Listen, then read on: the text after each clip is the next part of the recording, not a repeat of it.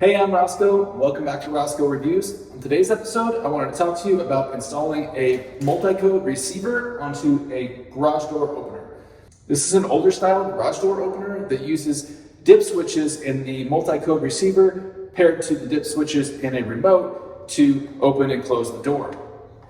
If you have an older garage door opener that uses the dip switch style remotes and you're needing to replace the receiver or the remotes, I'll put a link for these in the description of the video.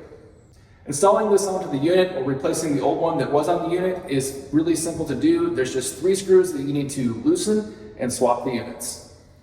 If you're needing to program your receiver to your remotes, this is how you do it. We need to find the dip switches on these. They are located underneath this little panel.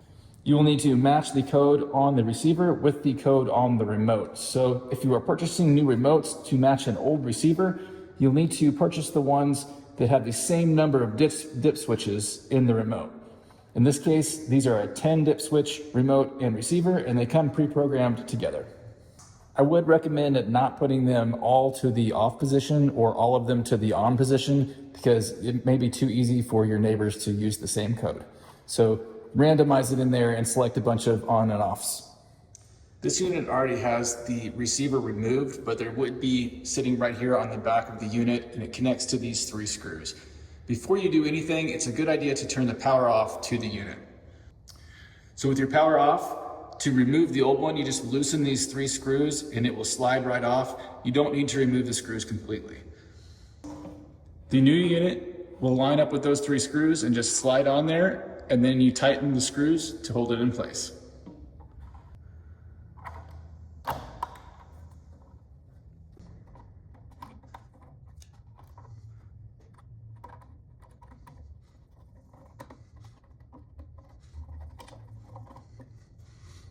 With the screws tightened down, you can turn the power back onto the unit.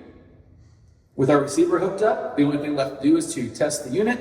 So if it doesn't work right out of the box, then you might check the dip switches, but these should come pre-programmed and work just as they are. So let's give it a test.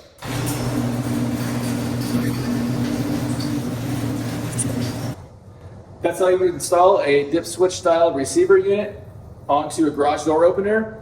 If you found this video helpful, please like and subscribe, and we'll see you back here next time.